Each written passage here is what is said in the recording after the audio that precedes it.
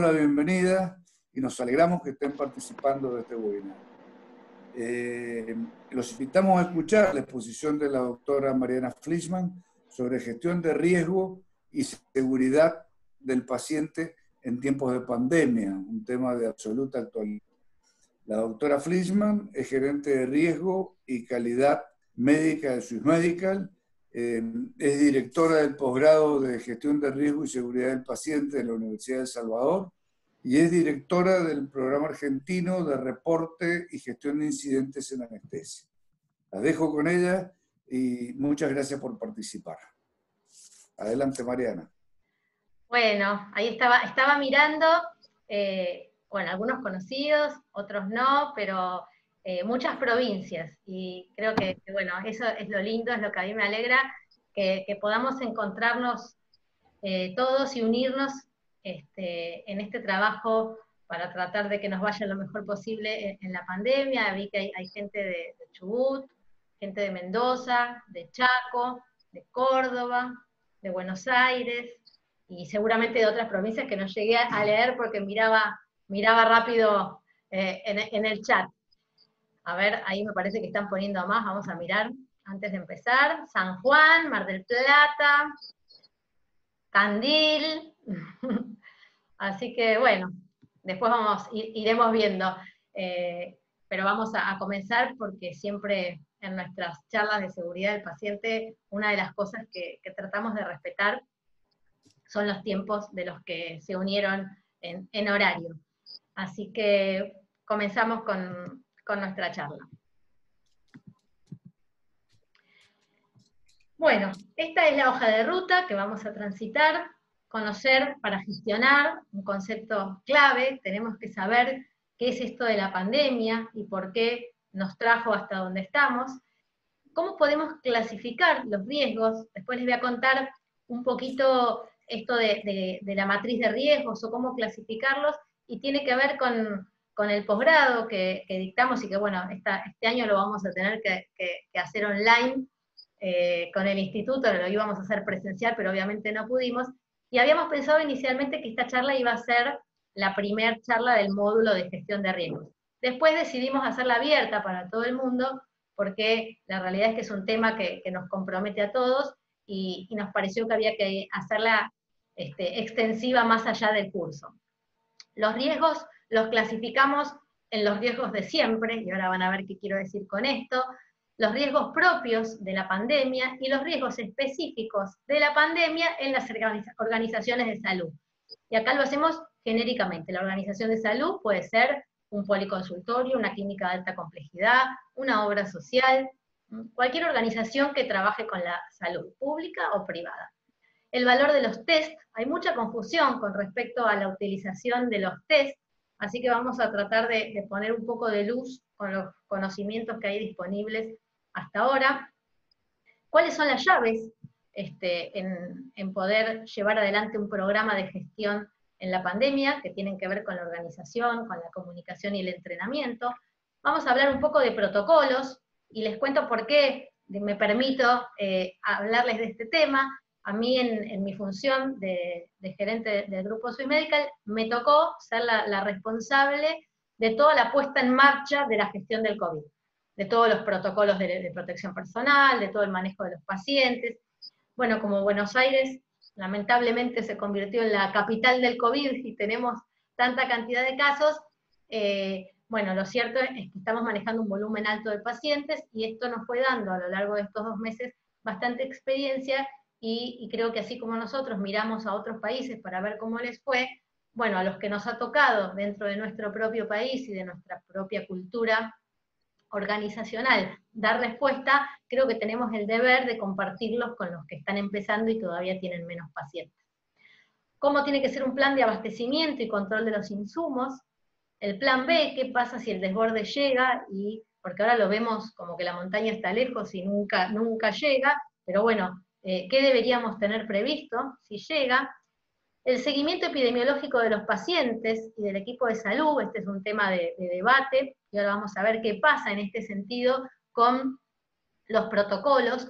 de las distintas jurisdicciones, como de pronto hay un protocolo de nación que es distinto al protocolo de la Cava, que es distinto al protocolo de la provincia de Buenos Aires y del de Mendoza y el de Tucumán, y cómo hacemos para poder tener una mirada común cuando los protocolos de gestión de los casos sospechosos y confirmados son tan diferentes. Y bueno, siempre alguna reflexión final. Bueno, a ver cómo vamos. Ya estamos llegando a los 100. Bueno, vamos a ver entonces el primer punto del plan, que es características propias de la pandemia. Conocer para gestionar. Bueno, ¿por qué este virus esta pandemia tiene estas características? Bueno, tienen que ver con el protagonista, que es el famoso SARS-CoV, que es un virus súper contagioso. Vieron que la contagiosidad se mide por el R0, que es un índice de cuántas personas se contagian a partir de un caso. Este virus tiene un índice alto, tiene un modo de transmisión bastante complejo, porque primero se hablaba de la transmisión directa, como la mayoría de los virus, por las gotitas, cuando uno estornuda, cuando uno está muy cerca de un paciente infectado. Después se vio que este virus tenía como características que vivía bastante en las superficies. Después les voy a contar un poco qué significa esto de que vive en la superficie. Voy a silenciar el teléfono, que me había olvidado de silenciarlo. Ahí. Y hay un tercer mecanismo que cada vez se está estudiando más, porque en esto la realidad es que uno de los problemas que tenemos para gestionar esta pandemia es el poco conocimiento que tenemos del virus, y de los mecanismos de transmisión, y de cómo se maneja, y de cuánto dura, y de si hay inmunidad, si no hay inmunidad.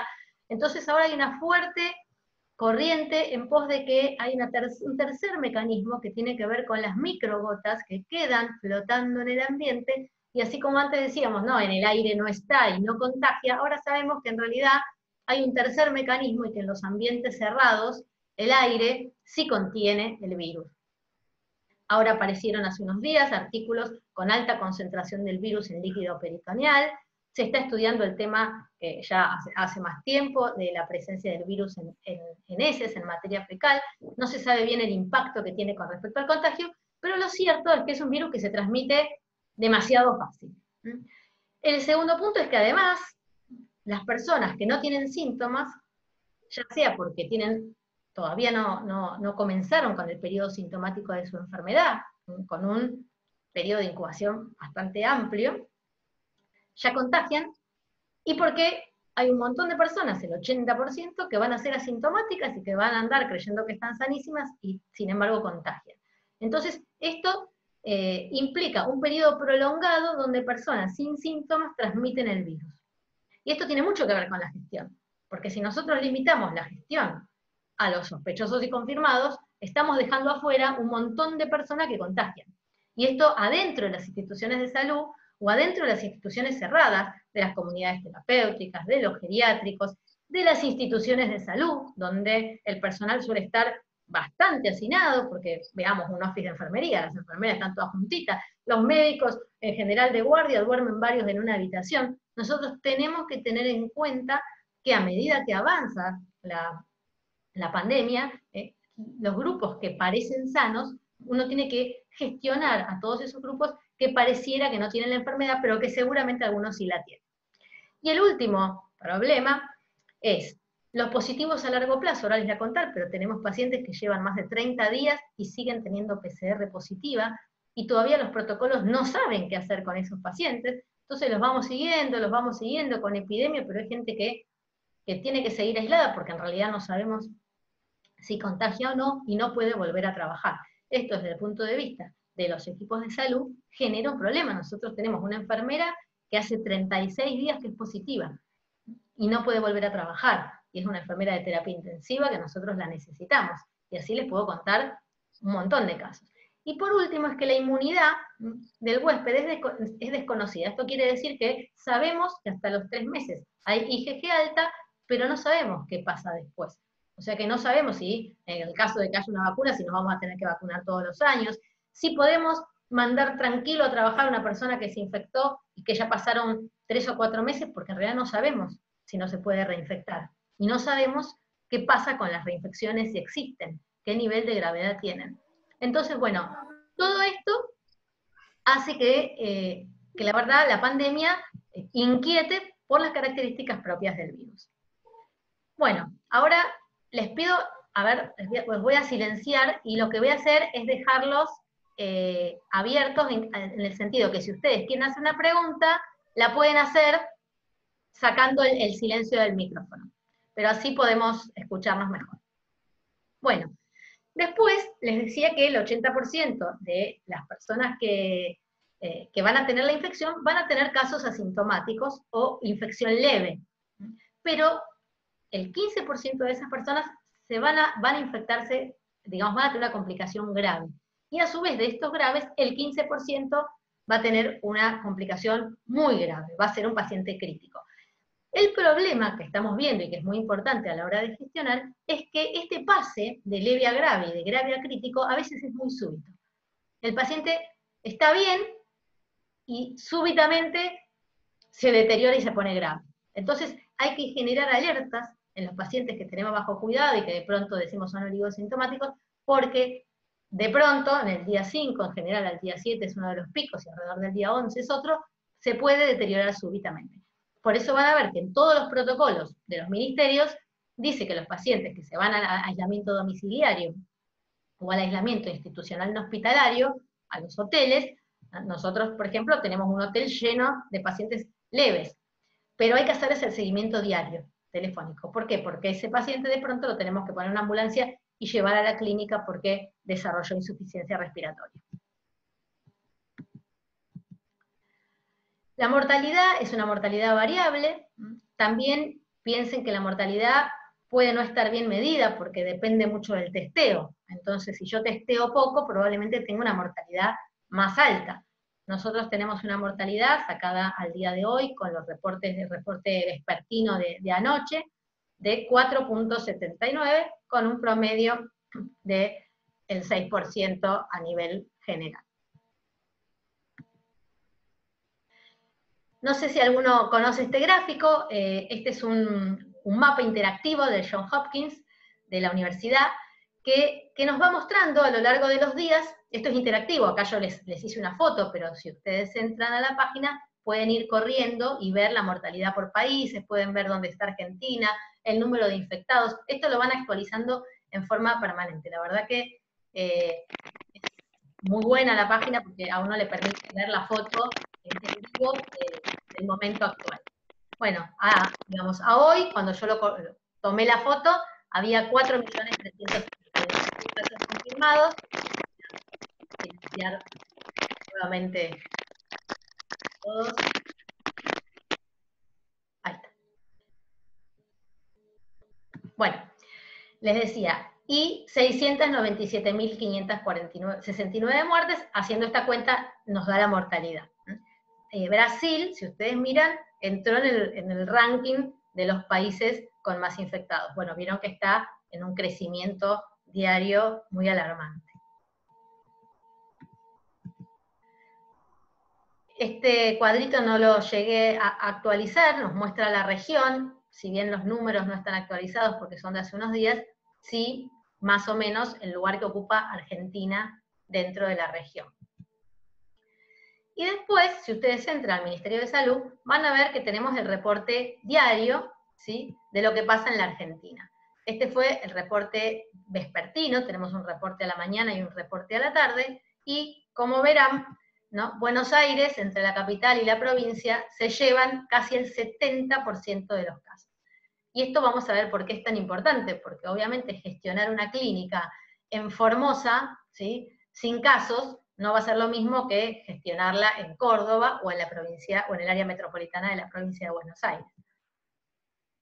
Y este es el objetivo de la pandemia. ¿Qué es lo que estamos tratando? Hoy hablábamos con otro médico que nosotros miramos muchas veces a la hora de decidir, por ejemplo, si abrimos o no la cirugía programada, miramos a España o miramos a Italia. Pero ellos dejaron la pandemia, digamos, el pico de la pandemia atrás y nosotros todavía lo estamos por transitar. El objetivo es, en la rayita de la capacidad del sistema sanitario, es que haya un contagio controlado que nos permita que los pacientes que tienen que transitar internados no saturen el sistema de salud.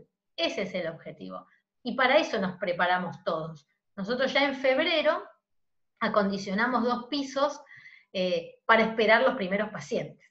Esto es un poco lo que es prepararse. Se prepararon los materiales, se entrenó a la gente. Bueno, esta es la etapa en la que tenemos que continuar. Ahora vamos a ver cómo se gestiona el entrenamiento para que cuando lleguemos al pico, esperemos no llegar a un pico tan alto, tengamos capacidad en nuestro sistema para gestionar a los pacientes y que los egresos sean similares a los ingresos y el sistema de salud no se sature.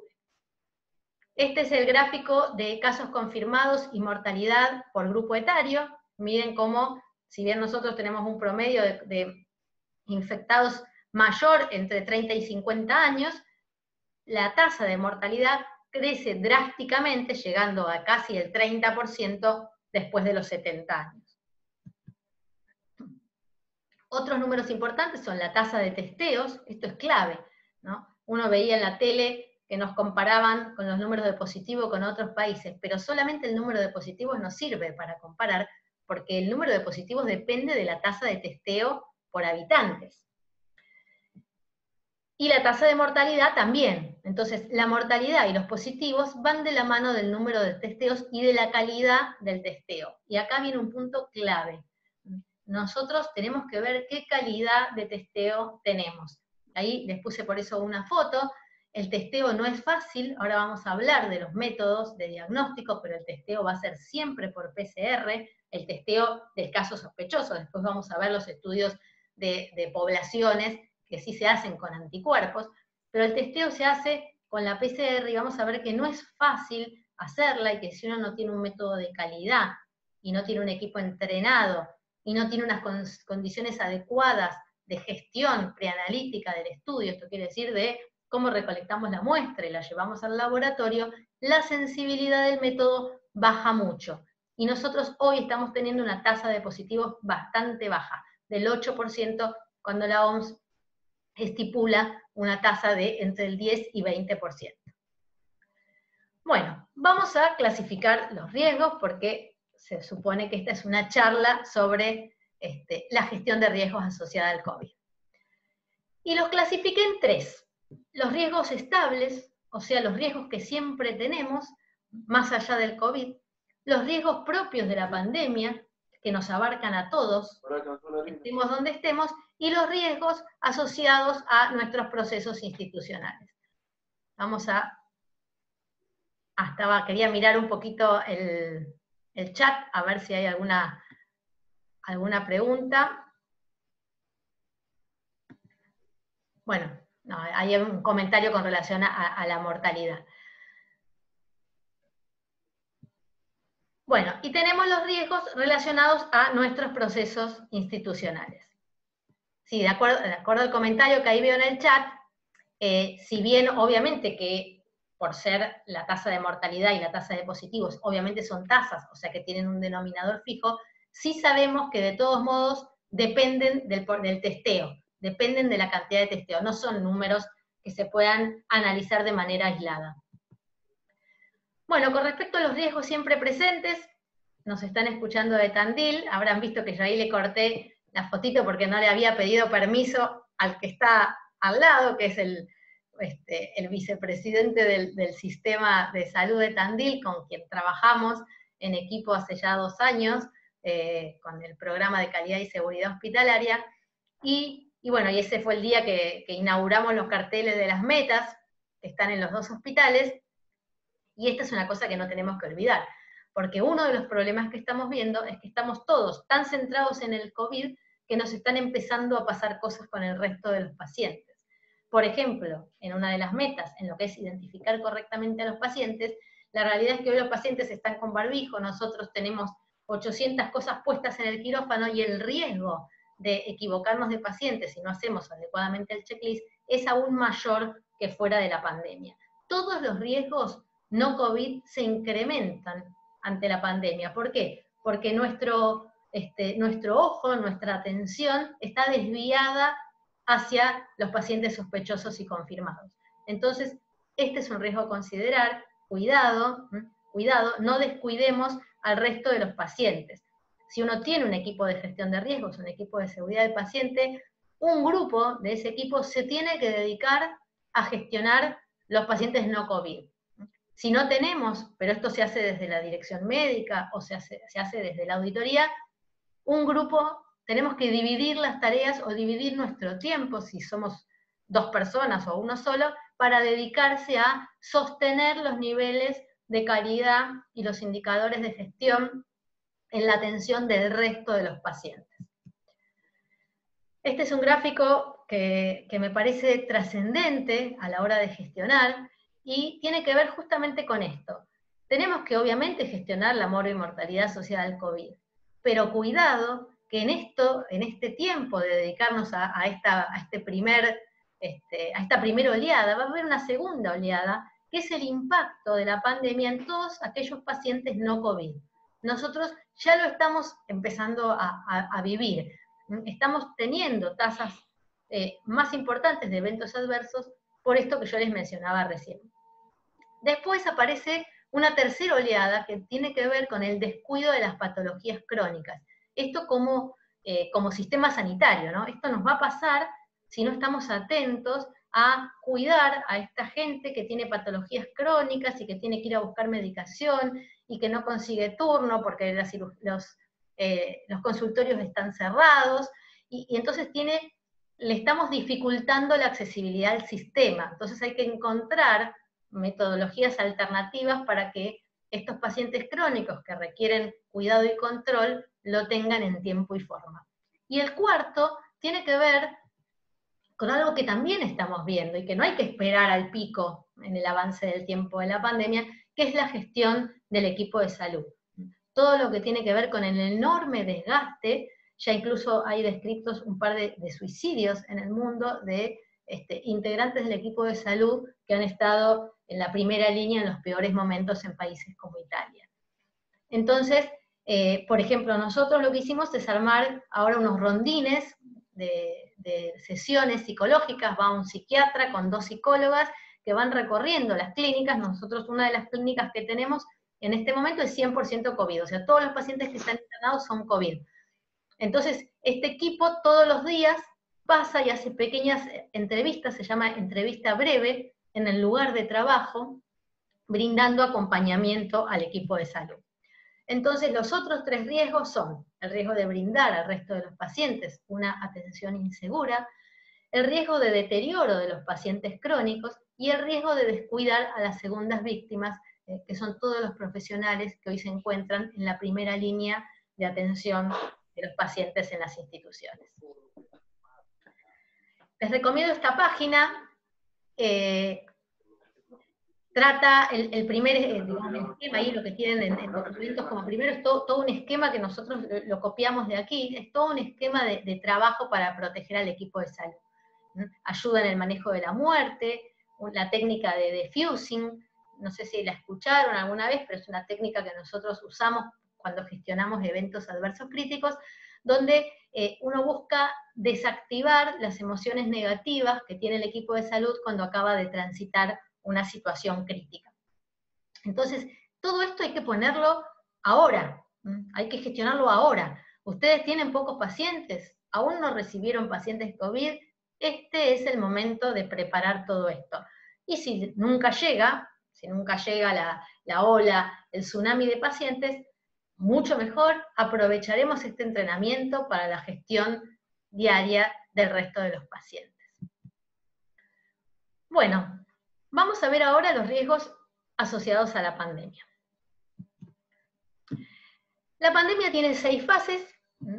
La primera fase ya la transitamos, cuando llega el primer paciente, cuando sabemos que va a llegar, y entonces se establecen los primeros protocolos para la atención inicial, ¿sí? Y se empiezan a controlar los puntos de ingreso porque el virus viene de afuera. Los pacientes, los primeros infectados, son importados, son personas que vienen de otro país.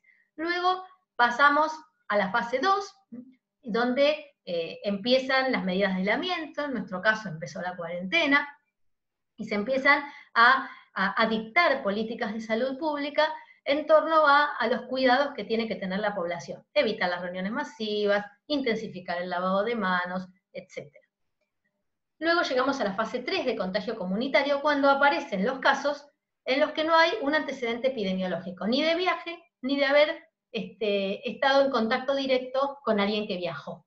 Entonces estos casos, que quiere decir que alguien se contagió de otro que tampoco viajó, se lo llama el comienzo del contagio comunitario.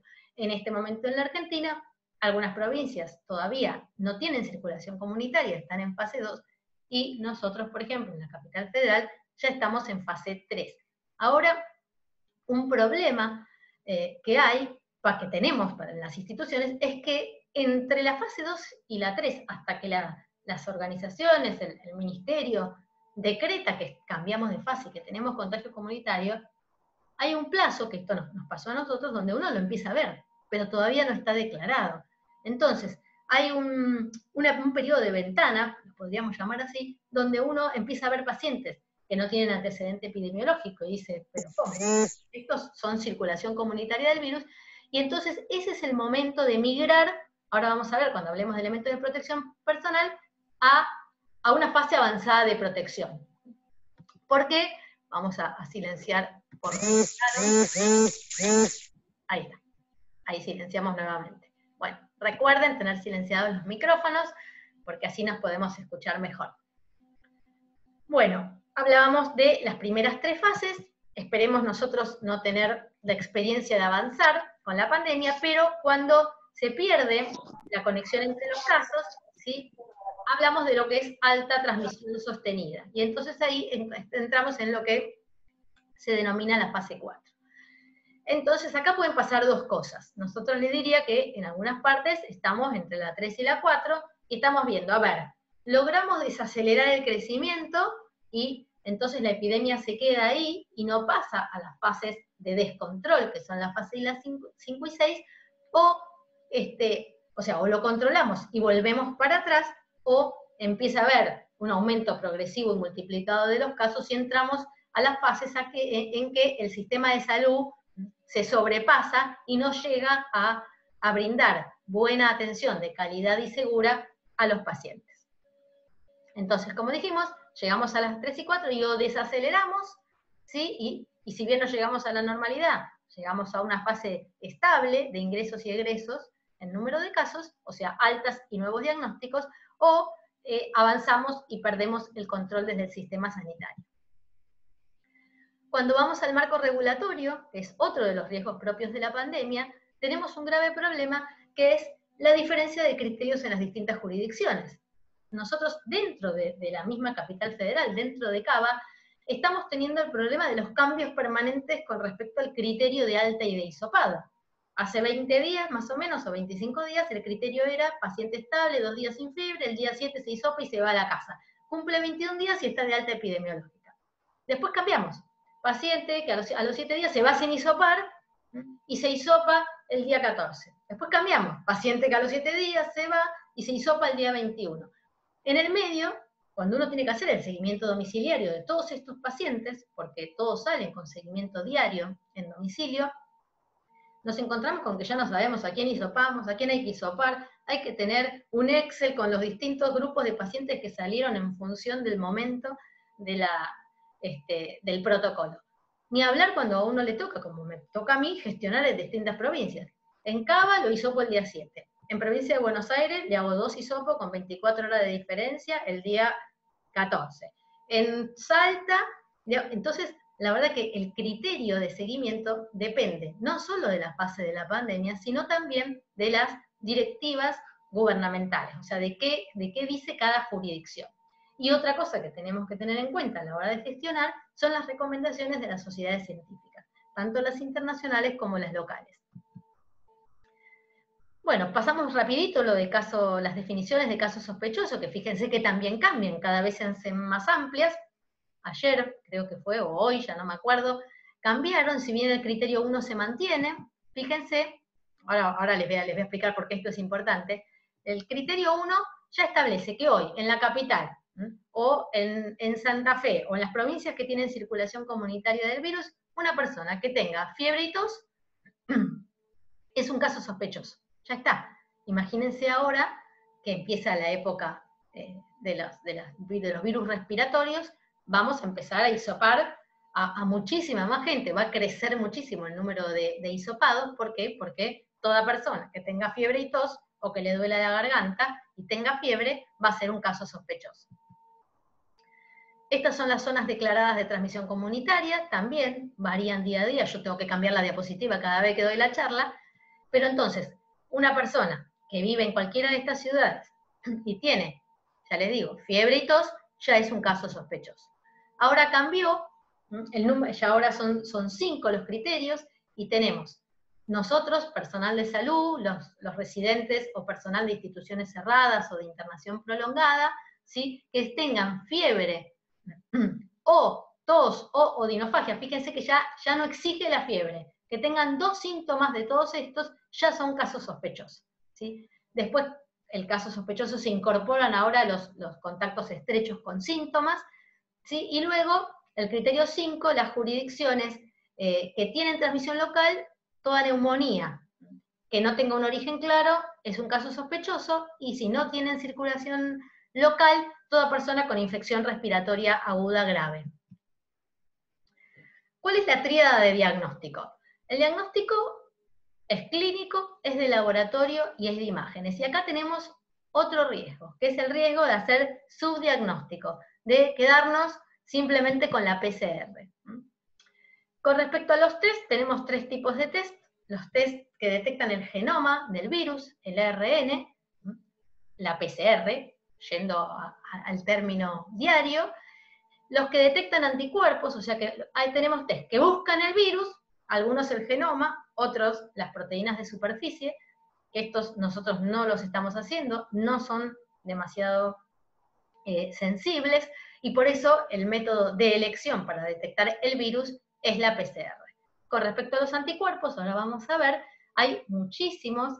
Hubo un problema, y es que China empezó a exportar miles de test, muchísimos países los compraron, y luego la verdad que eran defectuosos, y entonces hace unos días China cambió la política y ahora puso unas restricciones para la exportación de los test, que tienen que, para que un test se pueda exportar, tiene que cumplir con un reconocimiento y con una aprobación china para salir. Pero en el medio están circulando muchísimos test, muchísimos kits que no tienen las condiciones mínimas de calidad y seguridad. Con respecto a la PCR, yo digo en chiste que la PCR está sobrevaluada, porque creemos que le hacemos la PCR y si da negativo el paciente no tiene coronavirus. Y esto es un problema, no lo tenemos que pensar así. Todos los días hablamos con cirujanos que nos dicen, bueno, pero yo le hago una PCR y con eso ya sé si lo puedo operar y ya sé si me tengo que poner protección o no. No, eso no es así. La PCR tiene las siguientes limitaciones. Primero, que el resultado está ligado a la toma adecuada de la muestra. La toma de la muestra no es fácil, la toma de la muestra se tiene que hacer con un hisopo especial. La mayoría de los hisopos que tenemos en la Argentina son bastante rígidos y más gruesos de lo deseable, con lo cual generan dolor, entonces probablemente uno no tome una muestra tan buena, y el transporte, el vehículo donde colocamos el frasquito, donde colocamos la muestra también es muy importante, cómo se lleva al laboratorio. Tiene un montón de características de lo que se llama lo preanalítico, que son todas las fases del estudio antes de llegar al laboratorio, que hacen que esto baje la sensibilidad del método. La sensibilidad en sí es de un 70%, algunos trabajos muestran un poco más, 80%, pero tenemos un porcentaje importante de casos que nos quedan afuera. Después tenemos otro problema, y es que no indica poder infectante del virus. No se sabe si estas PCR que nosotros le estamos haciendo y nos dan detectables, nos dan positivas en pacientes que llevan 20, 30, 40 días de infección, no sabemos qué valor darle a esa PCR, si el paciente sigue contagiando o no. Ese es un dato que todavía no lo tenemos. Y puede ser positiva de manera intermitente. Esto nos ha traído muchísimos problemas porque le hemos dado el alta a pacientes con una PCR negativa, se han ido a la casa en día 14, cuando esto lo hacíamos el día 14, y el día 17 comenzaron con fiebre o tuvieron tos, los hisopamos y dieron nuevamente positivo. Y ahí la gran pregunta, ¿qué pasó? ¿Se reinfectó? ¿O en realidad nunca se curó? Bueno, esto está por verse, pero tenemos que saber que un paciente con PCR negativa luego puede tener una PCR positiva. Acá Rubén pregunta si existen los falsos positivos. Sí, la especificidad es muy alta, pero pueden ocurrir los falsos positivos en el caso de que haya lo que se llama contaminación cruzada. En el momento de hacer el estudio en el laboratorio, haya contaminación entre una muestra y otra, y solo en ese caso la muestra da un falso negativo. En el caso de la PCR que usamos nosotros, que toma 3 genes del virus para transcribir. Vieron que no sé si debe haber algunos escuchando que no son médicos, para hacerlo fácil, la molécula de los genes, digamos, la molécula del virus, del ARN, del ácido nucleico, de ahí se toman 3 pedacitos. Hay PCRs que toman 2 y hay PCRs que toman 1. Esas tienen menor especificidad. Las que estamos haciendo tienen 3 genes, con lo cual la especificidad es muy alta, pero puede ocurrir, nosotros tuvimos un caso de contaminación cruzada. Con respecto a los beneficios, bueno, esto que hablábamos, la especificidad, y es el primer método que detecta el virus en la línea de tiempo. Eso lo vamos a ver ahora cuando veamos los anticuerpos, que en el primer periodo de la enfermedad, aquí está, ustedes ven que en la semana, al inicio, antes de que inicien los síntomas, o cuando inician los síntomas, ¿sí? El test es el hisopado. El hisopado es el celeste, fíjense que es el primero, que ya hasta una semana antes empieza a subir. Entonces yo tengo posibilidades de tener una PCR positiva. Otro dato importante es que la PCR en realidad depende también de la carga viral. Entonces por eso es probable que si yo no tengo muchos virus, al principio me dé negativa igual. Después la que ven en rosa es una muestra que en vez de ser tomada de la nariz y la boca, en vez de ser nasofaringia, rinofaringia, orofaringia, sea por lavado bronquialveolar. Ven que no hay demasiadas diferencias, lo único que el lavado bronquialveolar persiste la PCR positiva más tiempo. Estos son pacientes muchas veces ventilados, y entonces en ese caso hacerle una muestra de lavado bronquial tiene más rédito que hacerle una muestra nasofaringia. Y como ven, los anticuerpos, que ahora los vamos a ver, recién empiezan hacia el final de la primera semana. Entonces, si una persona consulta y yo le hago anticuerpos, me van a dar negativos. Recién a partir de la primera semana de iniciados los síntomas, empiezan a hacerse positivos. El 50% recién es positivo en la segunda semana. Entonces, la verdad que para evaluar si un paciente como criterio diagnóstico, mientras el paciente tiene síntomas, yo les diría que no sirven los anticuerpos. Sí nos sirven si yo tengo un paciente con PCR negativa, pero clínica muy característica, me distraigo porque ando mirando el chat para ver si tengo que contestarles algo. Si yo tengo una PCR negativa y un paciente con mucha sospecha clínica, a la segunda semana le puedo hacer anticuerpos. Y entonces, combinando los métodos, el rédito diagnóstico es mayor, ¿sí? Después, el IgG sirve también para estudios poblacionales. Si yo quiero saber la prevalencia, cuántos asintomáticos, bueno, esto que ustedes habrán visto por la tele, de que se hace de pronto en la estación de tren. Entonces yo quiero ver, bueno, a ver, de 100 personas que andan dando vuelta por la calle, ¿cuántos tuvieron contacto con el virus y no se enteraron? No me acuerdo si les puse una más, no. Bueno, vuelvo entonces un poquito atrás con esto. Hay test hoy en la Argentina que miden IgM y IgG juntas, que no pueden distinguir, que son los test rápidos, estos que se están usando en la calle, que es sí o no. Hay 2 tipos de test, no nos vamos a meter porque ya es demasiado técnico, pero algunos tienen mucha más sensibilidad y especificidad que otros. O sea que también hay que tener en cuenta a la hora de elegir el test, cuál test estoy eligiendo. Y hay cualitativos que solo me dice tiene anticuerpo, no tiene anticuerpo, y otros que me permiten dosar IgM y dosar IgG. Para los no médicos la IgM aparece primero, hace diagnóstico de infección aguda, y la IgG aparece después, pero es la inmunidad sostenida y a largo plazo que indica que el paciente, si no tiene IgM y solamente tiene IgG, es un paciente curado, sí que tiene inmunidad. Y si tiene las dos, o sea que lo ideal obviamente es poder hacer el dosaje de las dos, es un paciente que está en vías de curación, o sea que tiene una enfermedad actual.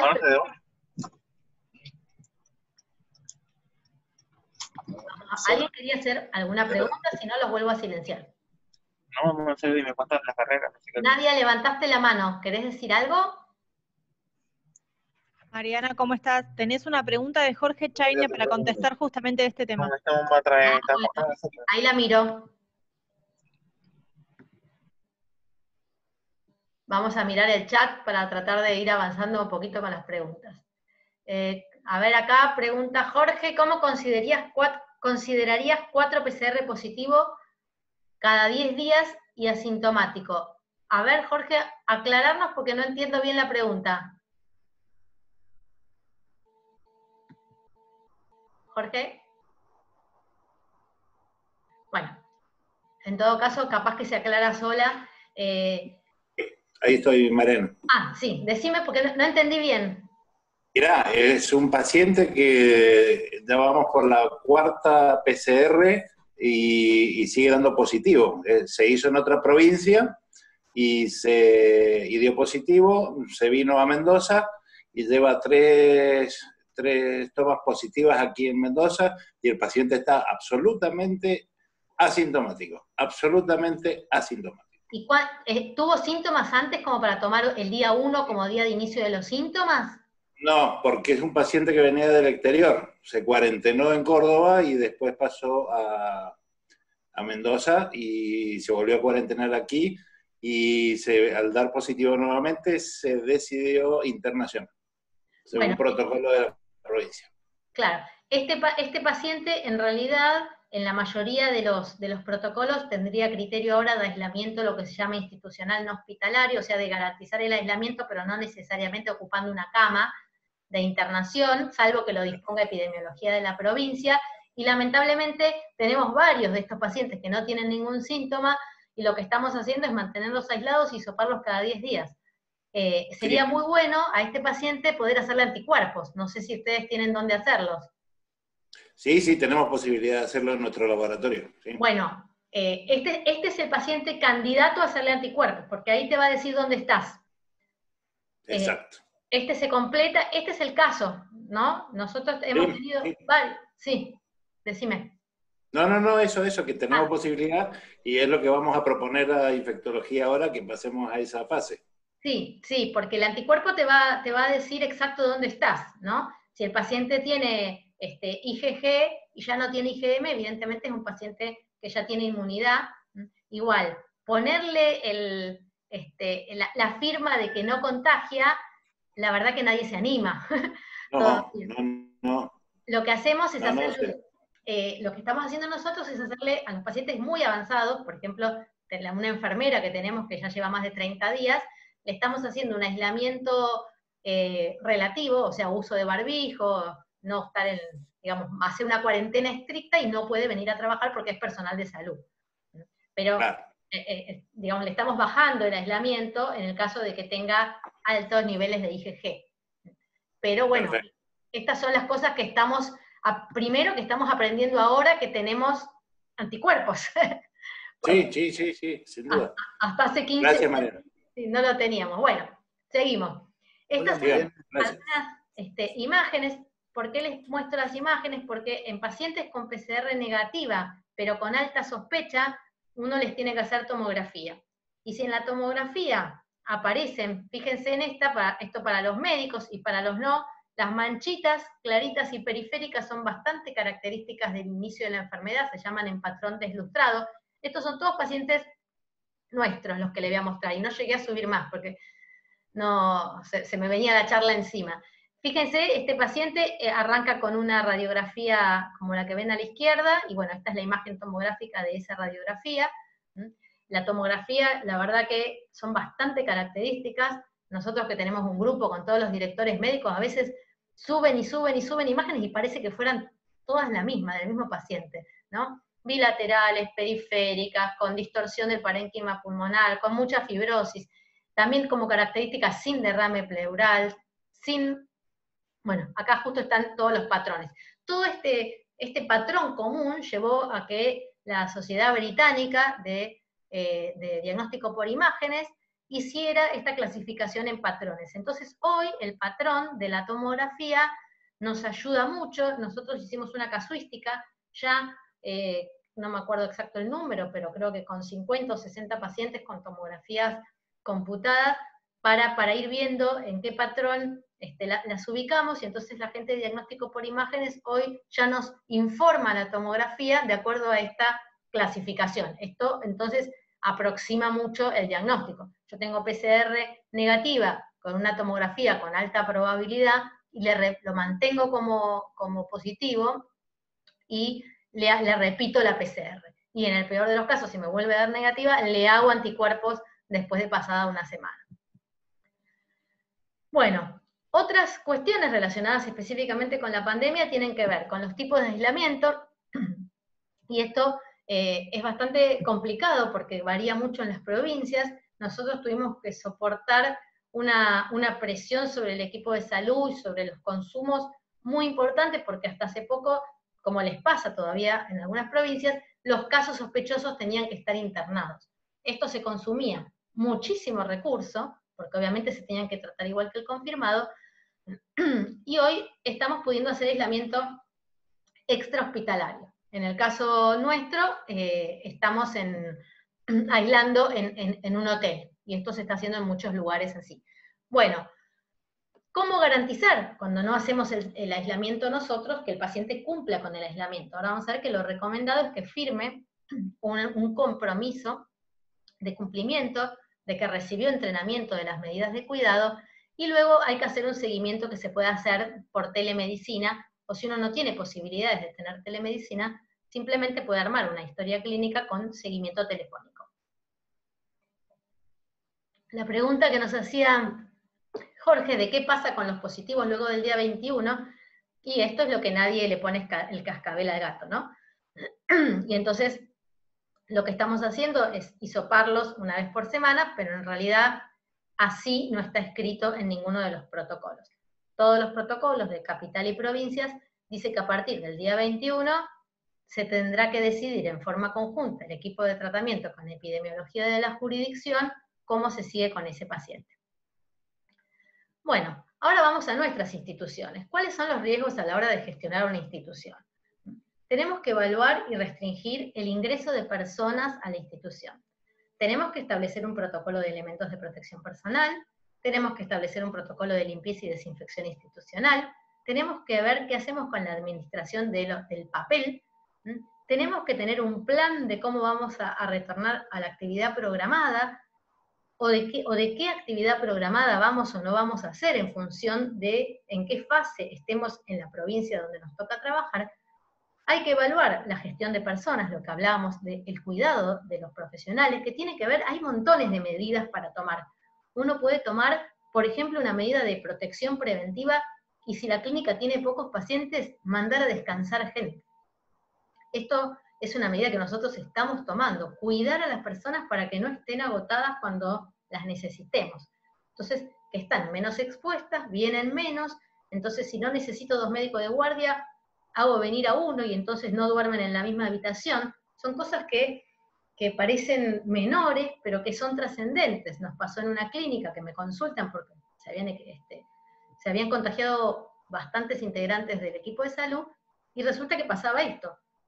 Los médicos dormían de a 3, y las kinesiólogas también. Dormían varias kinesiólogas en una habitación, y en ese momento estaban con un 40 o un 30% de ocupación. Entonces yo le decía, mandá a los médicos, mandá a esa gente a la casa o dale otra actividad, pero que no estén expuestos, y de paso los protegemos y los cuidamos para cuando tengan que venir a trabajar. Entonces hay que hacer también un protocolo de los recursos humanos. Por ejemplo, uno tiene que organizar qué pasa con su gente si hace síntomas en el trabajo. Bueno, todas estas son las cosas que uno se tiene que sentar a organizar. Entonces, las llaves para la gestión en las instituciones son la organización, Esto es lo primero. Ayer escuchaba un webinar de un jefe de terapia intensiva de un hospital muy grande de Nueva York, que tienen 500 camas, y él decía, lo primero que hicimos fue armar equipos. Vos te vas a ocupar de esto, yo me voy a ocupar de esto otro. Bueno, a nosotros nos pasó así. Tenemos grupos de WhatsApp, ¿no? Y está el grupo insumos, está el grupo EPP, y entonces dentro de la organización uno va armando líneas de trabajo. Liderazgo, esto es clave. Uno puede armar muchas cosas, pero si no tiene gente que lo pueda transmitir y que lo pueda llevar a todos los rincones de la organización, esto va a fracasar. La comunicación. Tenemos graves problemas de comunicación. Hermosos protocolos que la gente no conoce. Que la gente conoce, pero no le entrenamos. Parece fácil, pero es muy difícil ponerse y sacarse los elementos de protección bien. Saber desinfectarlos, saber cuándo usar uno, saber cuándo usar otro. Y el último punto, el monitoreo. Me pasa de ir a una clínica y me dan, sí, nosotros tenemos unos protocolos, sí, ya los distribuimos, y lo cumple la gente, lo conoce.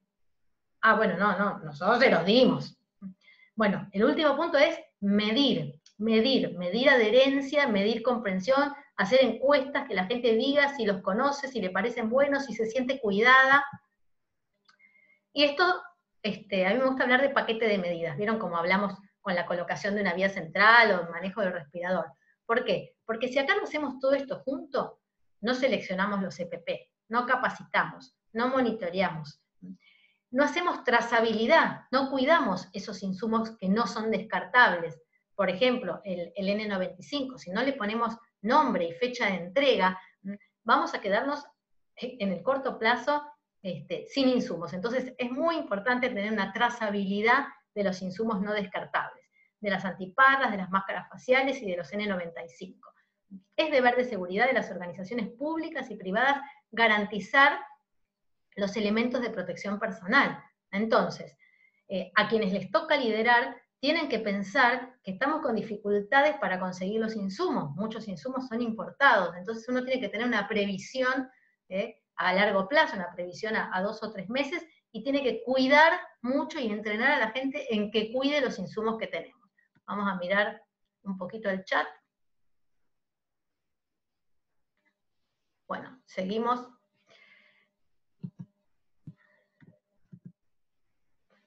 Bueno, ¿qué tipo de niveles de EPP? Vieron, ustedes habrán escuchado que 1, 2 y 3, que A y B. En términos generales, más allá del nombre que le pongamos, tenemos que clasificar en 3 tipos los EPP.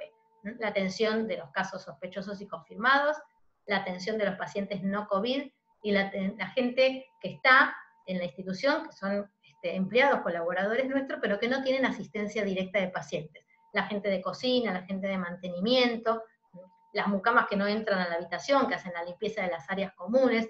Uno tiene que mirar el horizonte de su recurso humano, ¿sí? Que tiene que ver con toda la gente que trabaja dentro de nuestra organización. Y dentro de los casos sospechosos y confirmados, es muy importante evaluar si nosotros estamos con escasez de recursos, armar lo que llamamos cápsula, que significa atender a los pacientes confirmados en un lugar, todos juntitos y separados del resto, para que nosotros podamos mantener los EPP. Simplemente nos vamos a tener que cambiar los guantes, lavarnos las manos, pero vamos a poder cambiarnos el camisolín, pero vamos a poder conservar el resto de los elementos, y entonces circular dentro del área de la cápsula sin cambiarnos al 100%. Esto genera ahorro de recursos y muchísimo ahorro de tiempo para el personal que tiene que ir de un lugar al otro.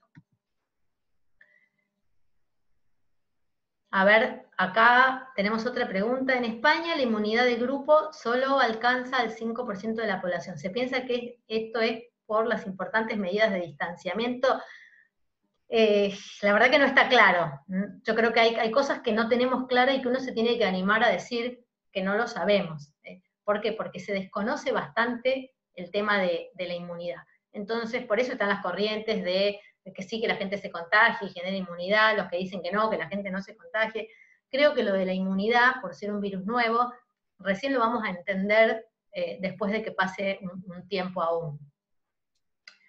Con respecto a los protocolos, en el caso de los sospechosos y confirmados, a su vez se dividen en 2, ¿sí? Y acá es muy importante porque a lo largo del tiempo esto ha ido cambiando. ¿sí? Está claro que los pacientes, cuando vamos a hacer prácticas con el paciente que no generen aerosoles, para los no médicos, todas las prácticas que generen aerosoles son aquellas en las que el paciente larga gotitas, y si larga gotitas es muy contagioso.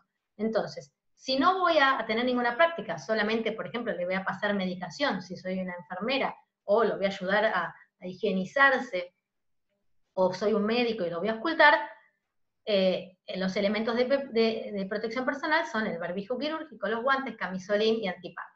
Ahora, si yo voy a hacer alguna práctica, y esto fue lo que fue cambiando, y vemos que en la mayoría de los lugares todavía no se está actualizando el listado de prácticas que generan aerosoles.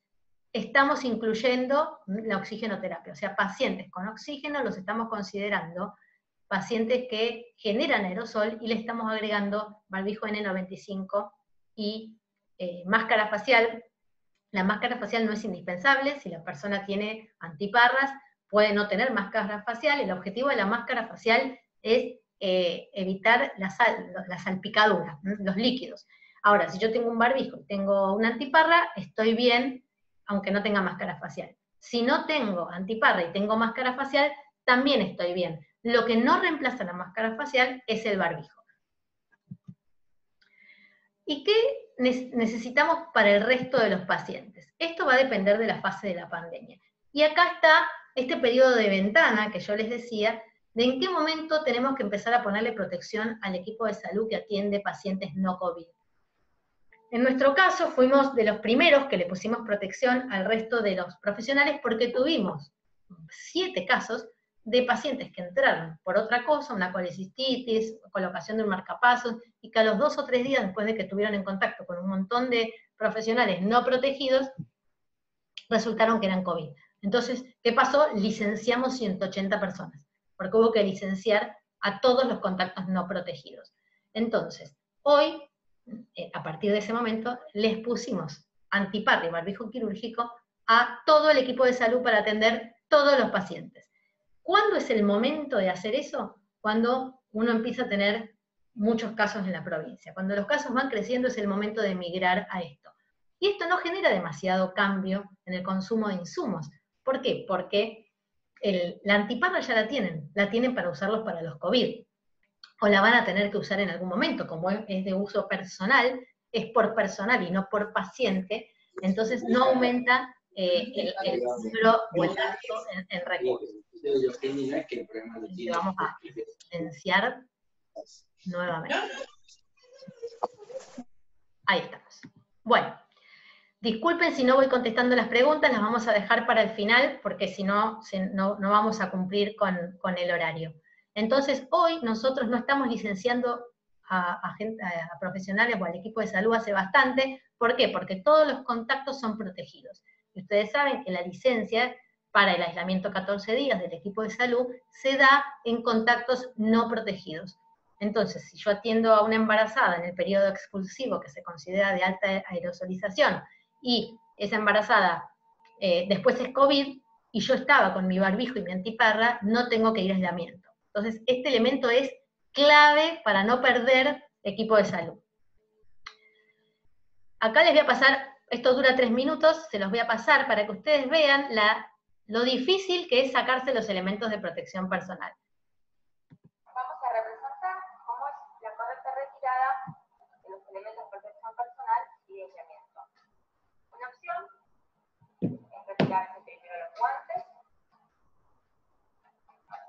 lavamos las manos, respetando todos los pasos.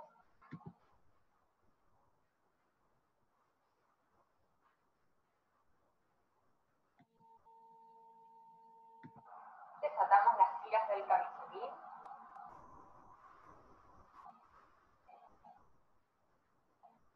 Deslizamos hacia adelante, tocando solo el interior.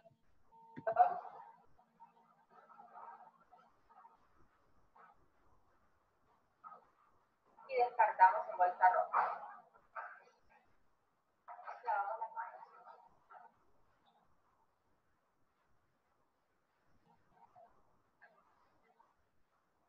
Otra versión sería tomar el camisolín por la cintura, tirar hacia adelante,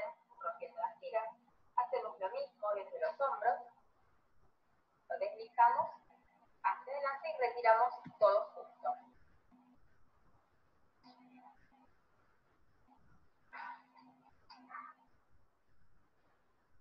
Enrollamos, descartamos y lavamos las manos. Nótese, este colaborador utiliza lentes, los cuales están por debajo de la antiparra.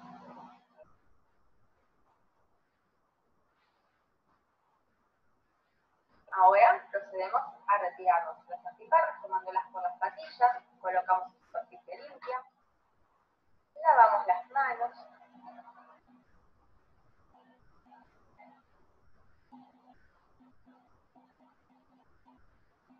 para retirar el barbijo comenzamos por desatar la tira inferior, luego la tira superior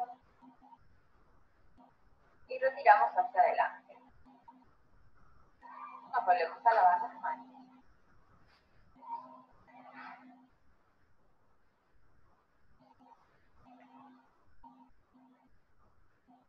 Ahora procedemos a la limpieza y decontaminación de la antiparra. Nos colocamos guantes limpios. Vamos a rociar con el producto que esté disponible la antiparra y la bandeja.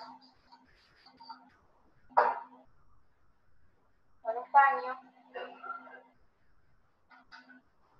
con toalla de papel, vamos a iniciar limpiando la parte interna de la antiparra, luego las patillas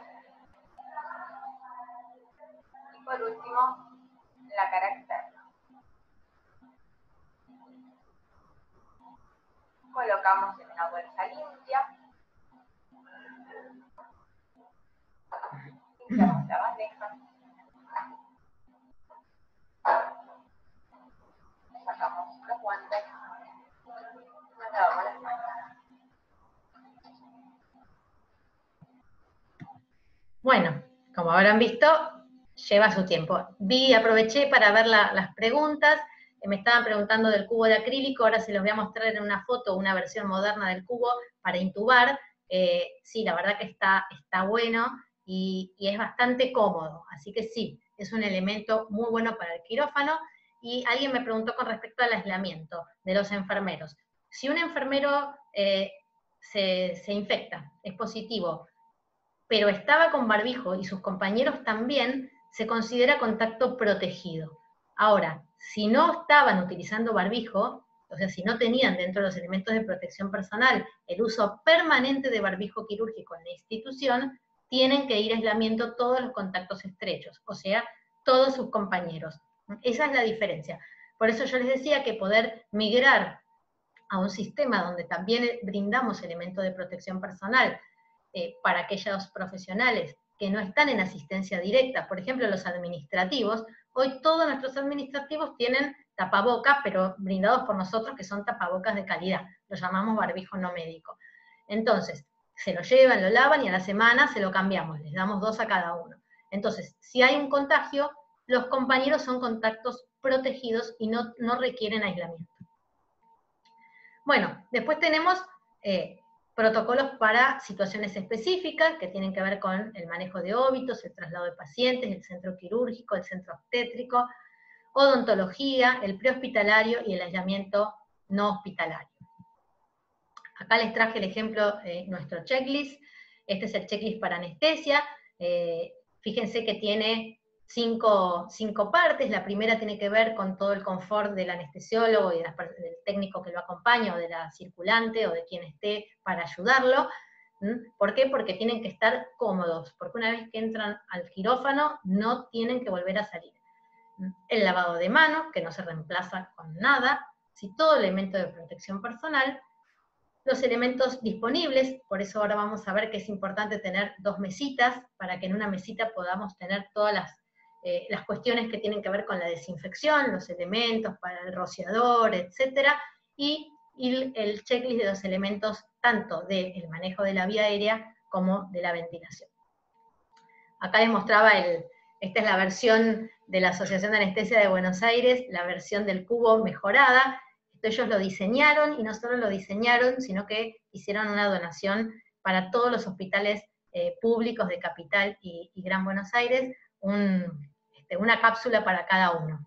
Así que bueno, tienen aparte que dan, digamos, gratuitamente el planito para el que los quiera mandar a hacer, no son muy caros, y la verdad que con uno por quirófano es suficiente, se desinfectan fácil, y no se desgastan con las desinfecciones sucesivas.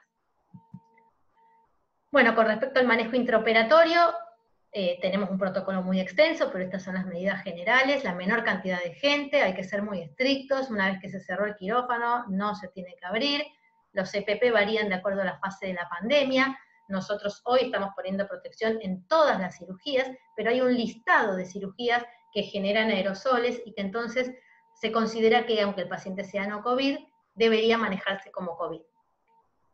Deben utilizarse filtros, porque si no, todo el circuito por el que pasa el aire de ese paciente se contamina. Si bien esta no es una charla de anestesia, es muy importante tener previsto estos filtros también para los respiradores en la terapia intensiva, y en el caso de tener que manejar el paciente con AMBU, tiene que estar el filtro previo y tiene que ser un filtro EPA. Saber que el manejo de la vía aérea es el procedimiento de mayor exposición, la intubación tiene que ser programada, esto ya es como muy, muy finito, hablamos de lo que se llama una intubación de secuencia rápida, los pacientes se tienen que recuperar adentro del quirófano, y saber que el traslado tiene que ser programado y también es un momento de riesgo. Bueno, la otra gran pregunta, y nos quedan 7 minutitos, así que me voy a apurar porque tienen que haber 15 minutos para preguntas, es procedimientos programados. Sí, no podemos, queremos abrir, la clínica ya no da más económicamente con todo cerrado. Bueno, va a depender del momento de la pandemia. Mientras haya cuarentena estricta, no puede haber cirugía programada. Muchas provincias ya no están en cuarentena estricta, ya pasaron a la fase 4, pero fase 4 de la cuarentena, no de la pandemia, porque le han puesto el nombre fase, y eso confunde un poco. Y entonces ya pueden comenzar. Entonces hay que planificar la cirugía. El concepto para elegir esa planificación es un concepto clínico, ¿sí? Hay que poner en la balanza el riesgo de la pandemia, el riesgo del contagio versus el riesgo de diferir el procedimiento. Y entonces siempre el criterio médico va a marcar el rumbo. Nosotros incorporamos. Otra pregunta es, ¿qué hacemos? ¿Un consentimiento que diga, mire que se puede contagiar de COVID? No, porque eso de alguna manera favorece a que el paciente crea que si se infecta, se contagió dentro del quirófano o se contagió en la clínica. Entonces, simplemente agregamos este texto, no nos da el tiempo para hablar de consentimiento informado en COVID, pero hay un montón de cuestiones, que el consentimiento ante el tratamiento farmacológico, la limitación del soporte vital, pero bueno, excede lo que podemos charlar hoy, pero sí decirles que hay que poner esta frase, o una frase similar, que bueno, que los riesgos fueron evaluados, y que junto al paciente con el médico, entendiendo que van a cumplirse con las medidas de prevención recomendadas, decide hacer el procedimiento.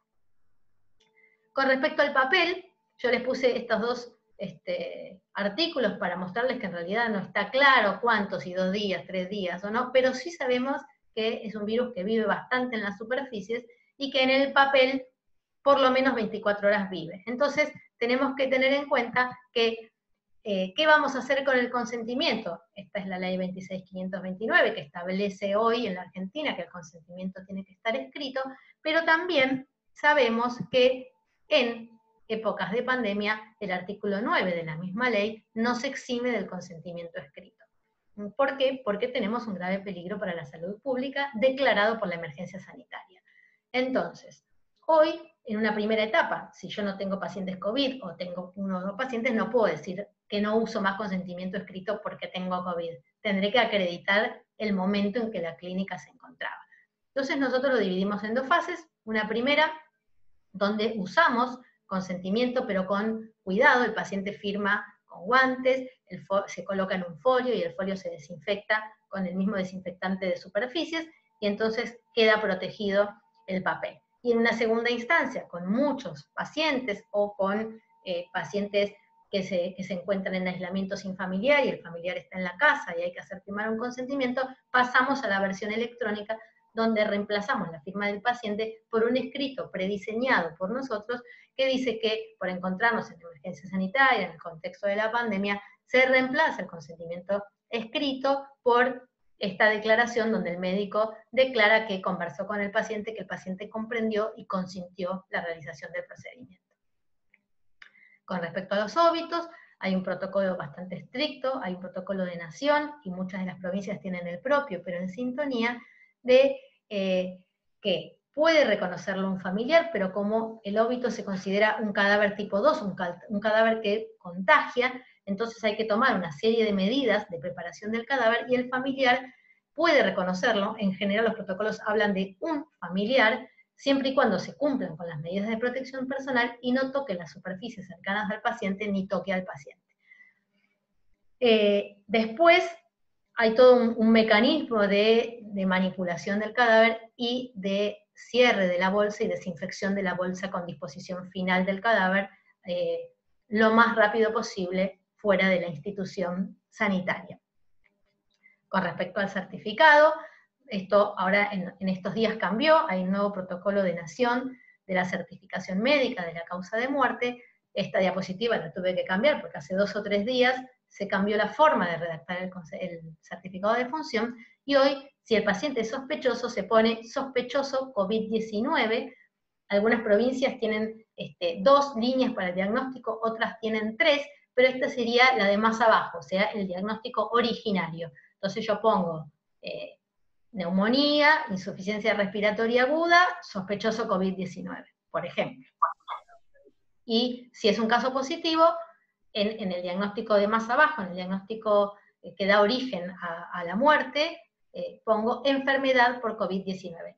Piden por favor no poner otra cosa, porque así está codificado para hacer los estudios estadísticos en la central de defunciones del Ministerio de Salud de la Nación. Bueno, y aquí para ir terminando, les presento el posgrado para el que quiera avanzar más en estos temas, ya no relacionados tanto al COVID, si bien al principio, en el primer módulo vamos a hacer una matriz de riesgos de las instituciones en relación al COVID. Bueno, esto lo estamos haciendo con la CONFECLISA, con la Confederación de Clínicas, que nos apoya en esto, con el SENAS, que también va a tener un modulito para explicar cómo es el sistema de acreditación que ellos están brindando, y cómo se puede llegar a la acreditación. Y si ustedes quieren consultar por el posgrado, o bien le mandan un mail a Nadia, que es mi asistente y está atrás de todas las personas que se presentan a hacer los distintos cursos, o directamente en la página del instituto, o van a ver también que tienen el WhatsApp de Eduardo, que es un médico que trabaja con nosotros y que les va a aclarar las dudas en relación al curso. Y bueno, ahora sí, si quieren, pueden desactivar el silencio de los micrófonos, y vamos a las preguntas. Última frase de reflexión: la verdad que siempre he creído en los equipos, pero ahora más que nunca, de esto solamente podemos salir si trabajamos todos juntos y nos unimos lo suficiente para renunciar al yo en favor del nosotros. Bueno, muchas gracias. Es difícil no verles las caras. Gracias por este encuentro, y si quieren hacer preguntas más allá del chat, ya las levantan la mano y las pueden, a ver, yo voy a mirar ahora las manitos. Mariana, te quedaron un par de consultas en el chat que por ahí estaría bueno que las evacúes, así ya... Sí, a ver, vamos a tratar de verlas. Sí, vamos a empezar de abajo para arriba. Esperen que se me fue la...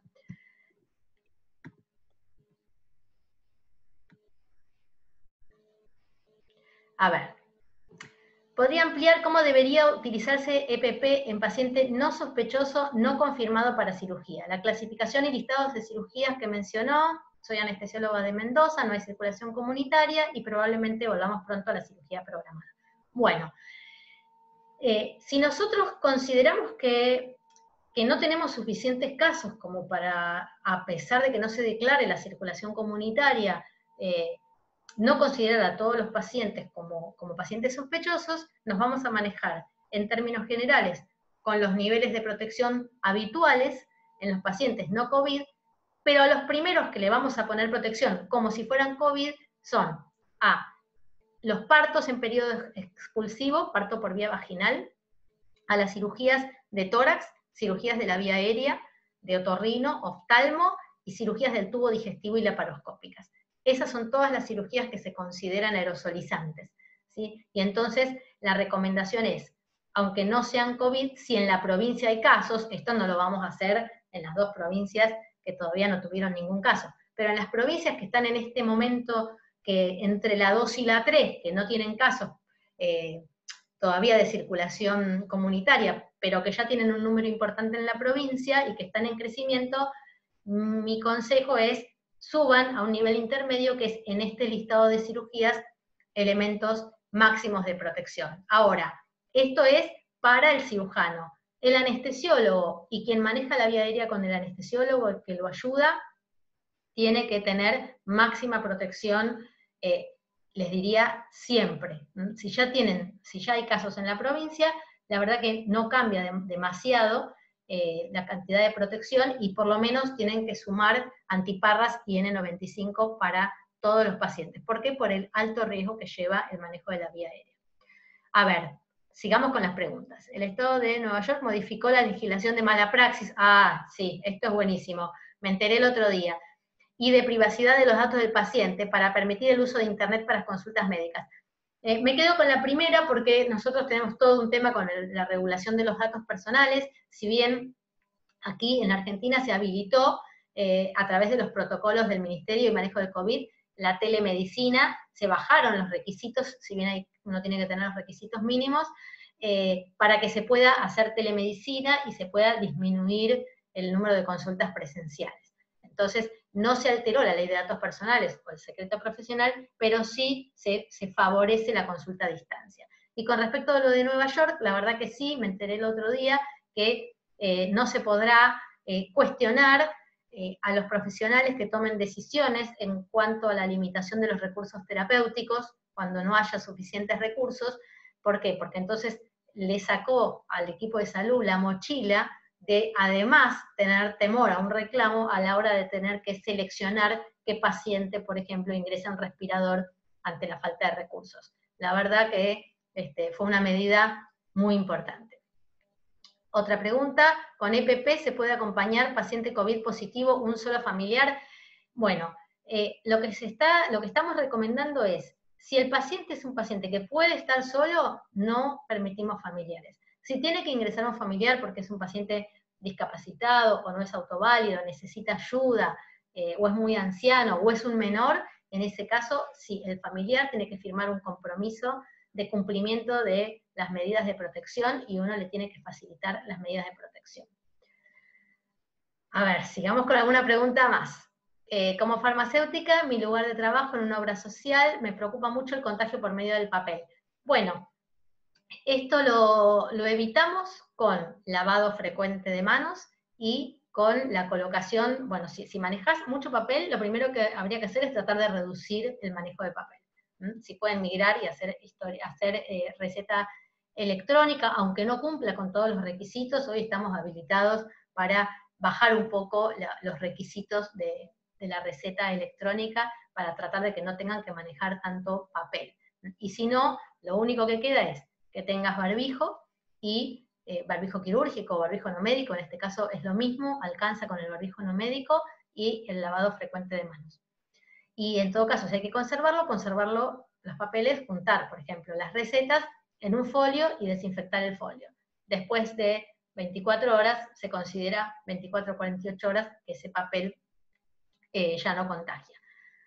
Vamos a otra pregunta de Jorge con respecto a la cirugía laparoscópica. Acá en la Argentina, la Sociedad Argentina de Cirugía lo que dice es que hay que seguir el mejor criterio médico sobre la elección de la vía de abordaje, pero que si uno elige la vía laparoscópica, tiene que tener ciertos cuidados, ¿sí? Con respecto a manejar el menor, primero que lo haga un cirujano experimentado para que el tiempo sea el menor tiempo posible, después manejar las menores presiones posibles, tener un filtro viral para la evacuación de los gases, y que la evacuación sea completa para que no haya para que no haya pérdida de gases a través de los trócares, porque eso se considera de mucha aerosolización. Hay algunas sociedades científicas de otros países que están recomendando directamente no hacer cirugía laparoscópica. Bueno, y me queda una, dice, en un servicio de internación COVID para el personal de enfermería sería recomendable el uso permanente de barbijo o se podría intercalar con tapabocas de calidad. No, tienen que usar barbijo. ¿Por qué? Porque además se están protegiendo del compañero. En el caso del compañero uno podría decir, bueno, el tapaboca alcanza, ¿sí? Pero como se considera una zona de riesgo, tienen o se recomienda el uso de barbijo quirúrgico. Bueno, voy a cerrar la presentación. Vamos a dejar de compartir pantalla. Les dejo unos minutitos por si alguno quiere hacer algún comentario, ya no por el chat, sino hablando, y si no, damos por finalizado el webinar, y nuevamente gracias, estamos justito en horario. ¿Alguna pregunta más? Una pregunta. Hola. Sí. Soy Gustavo Pontero. ¿Ha habido casos en que de partos que venían con planes de parto pretendiendo, digamos, hacer valer la ley de parto respetado, humanizado en esta circunstancia, y se generó en algún caso algún conflicto? Nosotros tuvimos uno solo, seguramente hay algún otro, y acá uno siempre tiene que tener en cuenta las distintas disposiciones legales. Particularmente en el caso del parto, lo que plantea el Ministerio de Salud de la Nación es que se debe respetar el acompañamiento de una persona a elección de la mujer, ¿sí? Y que esa persona pueda permanecer acompañando a la mamá con todos los EPP necesarios, pero específicamente el plan, con respecto al plan de partos, uno no debería cambiar el resto de las medidas que ya tenga adoptadas la institución. Normalmente las instituciones lo que hacen es una entrevista previa, que en este caso se podría hacer por telemedicina, pero no habría por qué cambiar el resto de las políticas que tenga la institución. Solamente esto, de limitarlo al acompañamiento de una persona. Esto nos ha traído, en el puerperio, nos ha traído algunas complicaciones porque la gente quiere venir a visitar a las mamás y cuesta ponerse firmes, pero a una clínica le costó una denuncia de violación de la cuarentena contra el director médico. Saben que el artículo 207 del Código Penal prevé que la violación de la cuarentena por un profesional de la salud es pasible de hasta una suspensión, inhabilitación de 4 años de la matrícula. Y tuvimos una denuncia en este sentido por un juez que fue papá y que veía mucha gente circulando en el piso, y bueno, hizo la denuncia. Se pudo probar que teníamos protocolos de restricción de ingreso del personal, como yo les decía al principio. Buenísimo, gracias. ¿Alguna otra? Mariana. Sí, Manu.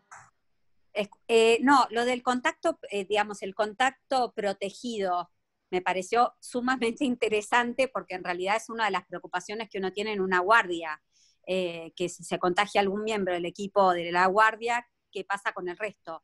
¿Eso hay algo escrito? Todo eso seguramente sí, pero en los protocolos que ustedes tienen, ¿lo tienen ya escrito? Sí. Nosotros lo tenemos escrito, y no solo escrito, sino que ahora estamos tipo policía recorriendo. ¿Por qué? Porque tuvimos una situación, como les contaba, en una clínica que no tenía COVID y que la gente se relajó y no usaba las antiparras. Pero la realidad es que el contacto protegido no va a aislamiento, eso está escrito en todos lados. El problema que hay es que en los protocolos de SADI, de Nación, de las provincias, todos se dedican al sospechoso y confirmado, y nadie habla de qué hacer con el resto de los pacientes. Por eso nosotros en alguna manera fuimos como pioneros acá en decir, bueno, al resto del equipo, ¿cuándo lo empezamos a cuidar, no? Entonces, la verdad que esto hasta uno es medio egoísta, porque creo que también los cuidamos para no tener que aislarlos, para que sean contactos protegidos. Pero entonces hoy si la gente cumple y atiende en la guardia y aparecen pacientes que después se convierten en COVID, no tiene que mandar aislamiento a nadie porque fue un contacto protegido siempre que tenga antiparras y barbijo quirúrgico. Eso, pero eso es antiparras y barbijo quirúrgico si tuviste contacto con un paciente que después fue COVID. Y entre personal de salud, porque no andás con las antiparras. No, pero el con el tapabocas es suficiente. Por ejemplo, nosotros tenemos sectores muy grandes administrativos, el call center, compras, que tienen 800 empleados, o sea, una cantidad muy grande de gente, los tenemos a todos con uso permanente del barbijo. Perfecto. Listo. Mariana. Sí, Carlos. Si no hay más preguntas, te quiero agradecer tu excelente charla, agradecerle a todos los que han participado en nombre de los organizadores. Muchas gracias. Bueno, gracias a vos, Carlos, y bueno, ojalá los veamos algunos en el posgrado. Ojalá. Están todos invitados, de luego. Les recuerdo que empieza el 4 de junio y que a través de la página del instituto isg.org.ar tienen toda la información. Muchas gracias. Bueno, que nos vaya bien en esta difícil tarea. Bueno, un abrazo a todos. Buenas noches. Buenas noches.